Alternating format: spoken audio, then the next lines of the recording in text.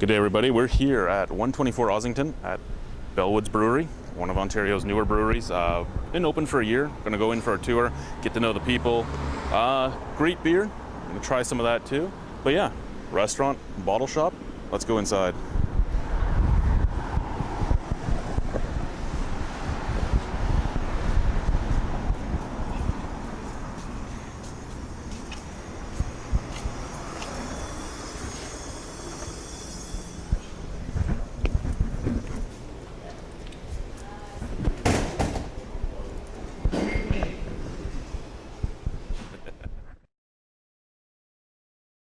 What's the thing? Like, there's a lot of residual sugar in that. Like, it's not, you know, it's like definitely a hop-focused beer, but we put a lot of time into considering how to to make balance it the out malt bill right, just to balance it out. without being cloyingly sweet. Yeah. Hey guys, here at Bellwoods 124 Ossington in Toronto. First, congratulations on your 1 year.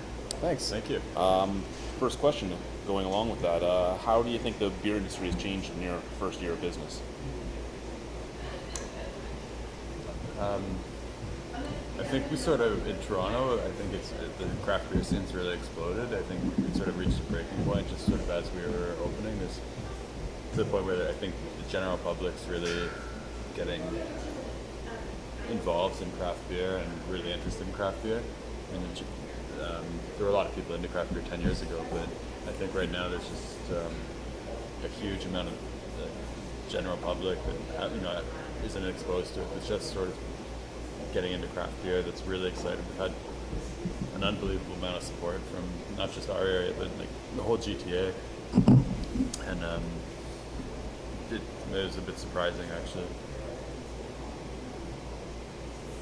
Yeah, I mean, just it's frothy, right?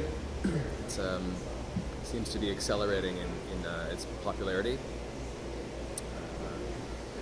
A lot of new people voicing their intentions to become breweries or people sort of in the brewery and planning process. So that's cool. Also, just I would say the caliber of what's being produced by a lot of the existing breweries is like going up and up. With more people doing more interesting things. I think breweries like to compete with one another, and ultimately that's just better for everybody because everybody puts more effort into the styles, they take more risks, they do a better job of the styles they're making. So I think just the quality of what's being made in Ontario is vastly improved even in the last year, which is good for beer drinkers. Right? To see Ontario breweries on the best rated lists regularly now, not just monthly, but the annual list and everything. It's impressive. Like I don't think we were there 2 years ago. Now there's a number of them. A number of breweries that are making those lists regularly. Yeah. It's great to see. Totally. Ontario just hit 100 breweries. Two-part question. Mm-hmm. What do you think has allowed the market to go from where it was 5 or 6 years ago with 25, 30 breweries to where we are now? Mm-hmm. And how many more breweries do you think Ontario could support?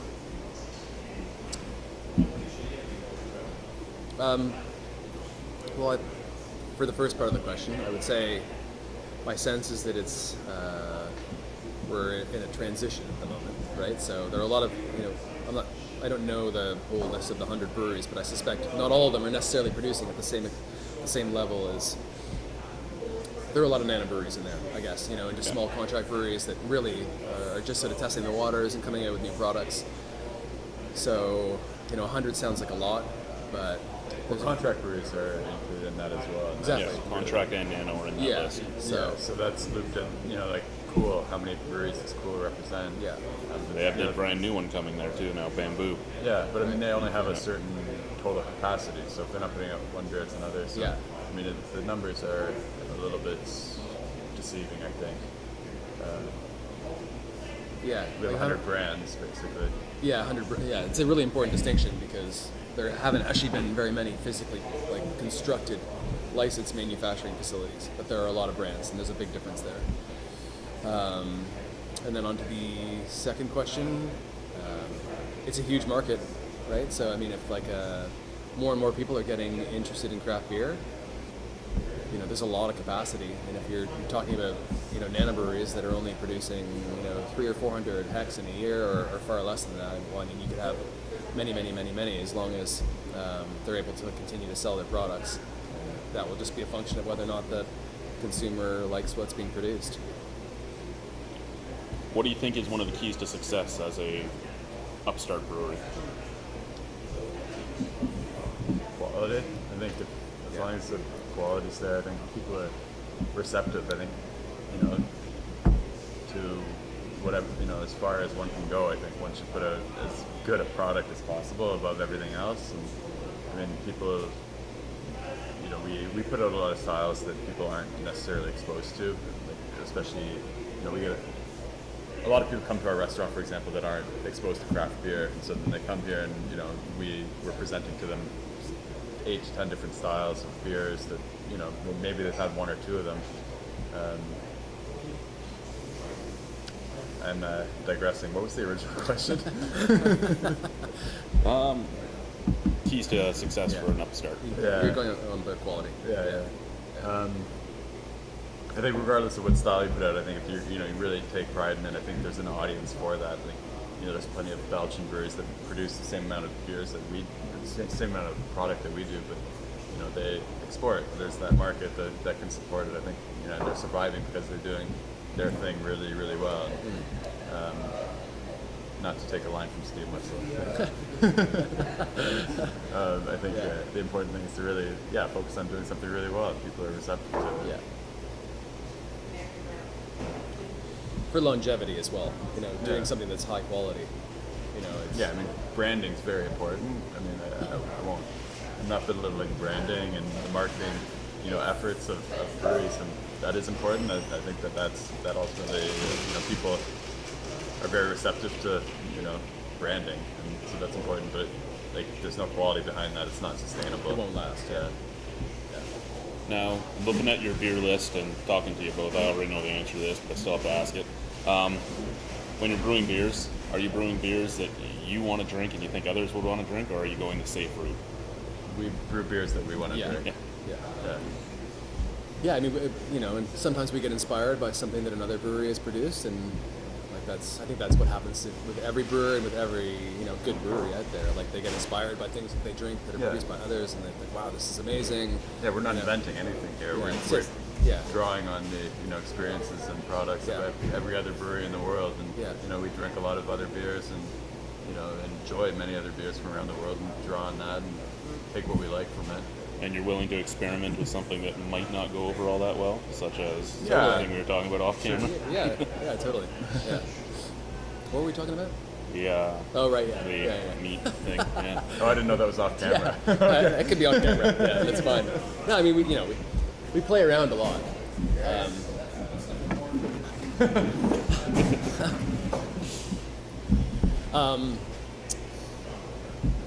We obviously experiment a lot. I mean, souring and barrel aging is all new to us, and we're starting bottle conditioning. We've never really experimented with it. To us, that it's a learning curve with that. It's new to us, but no, we're not scared to take chances on product. We are constantly trying to evolve our product line.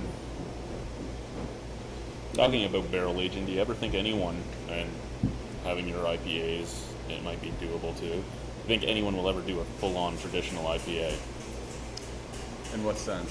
The original barrel-aged, pound upon pound of hop in a barrel IPA.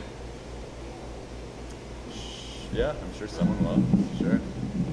Been waiting for it for like 10 years. I'm not an IPA guy, but I want to have one just to die. Drink it, have my throat closed from all the hops. Yeah. Well, there's a limit to what you can even get into a beer, right? I mean, there's like it's diminishing returns after a while with hopping, so you might try to do one in a traditional way, I suppose, but... You're referring to like shipping, like... Well, yeah, I'm referring barrels to... of IPA. Yeah, to like the original IPA recipes. Yeah, I mean, I think that, all IPAs are, I don't know. Yeah, well, we're going to use stainless steel, so I mean, we're not, like, as far as the primary fermentation goes, I guess they would have used like a large wooden vessel and then transferred it to a barrel, dry hop it in the barrel for transport and then repackage. Is that what you sort of would? Yeah. Sure. I mean, I'm open to it. We can try it if we think it's going to be good. I think oaked IPAs are good. Like They are my favorite IPAs. You know, Stone's oaked Arrogant Bastard is great. I think that there's room to explore there. But Well, we barrel aged the original Lost River one. yeah, we did release was a oaky. barrel aged IPA. We haven't done it again, but No. yeah. What is the highest IBU you've ever made in a beer? We don't generally test our IBUs. We sort of evolve recipes on, I guess, taste and adjust the IBUs that way. We have guesses as to what our IBUs are, but we don't, like Hellwoods or Witch Shark would be the highest IBUs, but they're in the 100 range. We're not going to get much above that. Solubility of isomerized Belfast has its limit, and we're not using isomerized hop extracts in our beers, so we can only really get up to 100, maybe a bit over, as every other brewery could. Even though some of them claim to have 10,000 IBU beers and stuff like that. But Well, the Alpha Fornification, Yeah. the 2600 IBU. yeah. I know in Toronto with breweries, community is very important. Is there anything you guys do in the community? We sponsor, events as we see fit. I mean, we've sponsored charitable events, and we. Yeah, we've done lots of charitable events in the area. We're also, it's definitely a gathering place for people that live in the area. There's a really good cross section of people that come here that live in the streets around here. Everyone from people like you and I to older people to retirees to young families and their kids. So it definitely has been like a great spot to host people. Not just like the typical sort of beer nerd demographic, but yeah. And when can somebody come down to enjoy your beer or food? Well, we're open 7 days a week. As a restaurant, we open at 5 during the week and open at 2 on Saturdays and Sundays. We'll likely be opening earlier on Fridays going into the summer. Retail stores open 7 days a week as well, opening at 12 until 11 during the week and 6 on Sundays. Alrighty. Thank you guys. No problem. Thank you. Thank you. A lot of breweries, they're kind of like, I don't like to use the word authoritative, but they kind of like to get something across that they do. In particular, like let's just say, for instance, Flying Monkeys. They say we dry hop everything. That's what they do. Yeah. And that's what they're so whatever. Yeah. So do you think you guys are leaning towards something that you might be known for in particular? You're talking about souring. Not a lot of people do that. Yeah. Like, was that like a thing that maybe you're going to be concentrating on, or is it just because you want to hit one and go for it? Or? No, I mean we dry hop everything, pretty much everything as well. We don't. Some of the Belgian products we don't dry hop, but Flying Monkeys doesn't really get into Belgian products anyway. So I don't know. We kind of just dabble in just about everything. Like whatever we like. I mean, originally we were just doing sort of American styles and then Belgian styles. Right, yeah. Saisons and craft variations or whatever. But we have a great beer from a wicked sour quad from Russian River. Sour quads. Then we order 4 barrels and it's just the whole thing. We're trying to basically make beers as good or better than our favorite beers. Sure. Cool. Like whatever that happens to be at any one period of time, then we'll basically try it. Because here is also a brew pub environment, right? So we're also trying to do a wide range of things available here, and then we want to keep a decent range of things available in the bottle shop. I mean, we did I think about 50 different styles last year, progressive things. And we're not really going to stand up there and say we're better than these people. Do you have a favorite brewery in Ontario other than here, of course? Ontario? Is there something that you really enjoy? Like, favorite brewery in Ontario? I would say my favorite brewery is half in Canada, yeah. But in Ontario, there's some one-offs that Ian makes, like our former colleague over in Amsterdam. So these one-offs are quite good. It's part of a much bigger system, and she has to toe the line with Amsterdam Blonde and all that kind of stuff. But like the one-offs that he releases in the bottle shop, there's some serious What was the one that we got when we were there? Was it? oh, That's a that solid was really step. good. That's a Yeah, I solid enjoyed step. that one. And Lackey makes some good beer. Okay. And I just want to know, like, the cognac barrels. Yeah. Where'd they come from? Or what They actually came from Portugal. That's them right there. So when we took the Bring a Good Dead out of it, we actually put Bellwoods with sour cherries right back into it. Right. So that'll be like a really weird beer that'll come out later in the summer. So still a good amount of cognac character in there. And yeah, they came from Portugal with the port barrels. Very nice. Yeah. Awesome. So we have a lot of wine barrels. There's a saison, barrel-aged, bottle-conditioned saison that we did that was aged inside our barrels as well recently. That was really tasty. We're proud of it.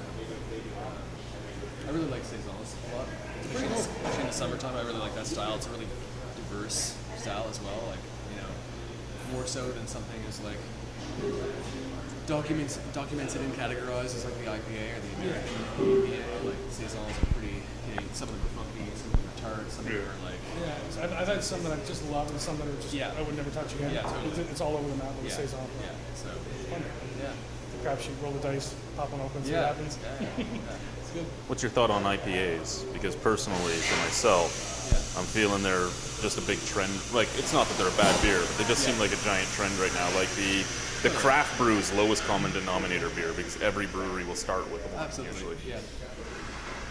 Well, it's a good gateway. You know, I mean, maybe the same thing was true for the APA like 5, 6, 7 years ago, right? At least people are making better IPAs now. Oh yeah, I'm not. Right, so- I'm not taking anything away from them. Yeah. It's just it seems like the market is just saturated with. Yeah. You know what I think it was though? I think it's because it's such a bold tasting beer that it's what instantly, especially a few years ago, set you apart from a macro because of that flavor. Because there was none of that in any of the people that, you know, what we call beer flavored beer off camera, right? Yeah. So I mean, there's none like they. I think that's why it became so popular for craft is because you when you pop open any kind of a pale ale, the first thing you smell, you're like, it's one of those, right? Yeah. And you know right away. So Totally. I think that's why it got so popular with craft. But it got out of hand, I think. At one point. You know, everybody's sort of coming up with their double IPAs now as well. Cause it's like, oh, that's the next, triples that's the and next all, big thing. Yeah. But I mean, that'll just continue to happen. Also, with more and more breweries, everybody wants to stick out, right? Yeah. So everybody wants to be like, you know, the most progressive. Why can't it just be a stout war? Let's start going for stouts. Going for it. I mean, come on, it's a good heavy beer. We get a long enough winter here. Come on. Yeah. Oh, totally. Yeah. No, all the that's a lot. I mean, then you look at that too, right? Talking about just hype on beers. Absolutely. We had the Bourbon County stout. We have the KBS at home. Yeah. We have the Firestone Walker Parabola. That's right. Yeah, I remember that. Yeah. But this is as good or better than all of them, and this isn't hyped everywhere. Yeah, and this is the thing. It's like Why? Well, I know why, because Ontario doesn't have the distribution, but Fair enough. we don't. I don't think the breweries here get the respect they really deserve. You know, it's funny. Yeah. There's sort of like an Ontario thing too, where I think people don't expect the local breweries to be as good as the breweries that get hyped up in their minds in the States. Like I find that some of the best reviews we get of like this place and our beer are from people in the States. Like in the local people from Ontario are like, oh, it's alright, but it's not as good as like this place I went to, wherever. But I mean, I've been to that place, and you know, I'll be like fair. I'll try to be objective about like what we're good at and what other people are good at, and I know like we're making this as good as what they're making because I've had that beer and had that beer. I'd be the first to say that it wasn't good enough, and then we'd be working on making it better, right? So, Yeah. I know. Anyway, it's especially in Toronto too. I love the security complex. Yeah, I was going to say, there's some sort of like... I'm holding this last sip because I don't want it to end. It also happens in music, like Canadian bands, it happens in Canadian art, Canadian shows, like they have to go somewhere and be recognized by another country, and they're like, oh my god, it's actually good. See, they told us it was good in England. You know, it's like, well, who cares?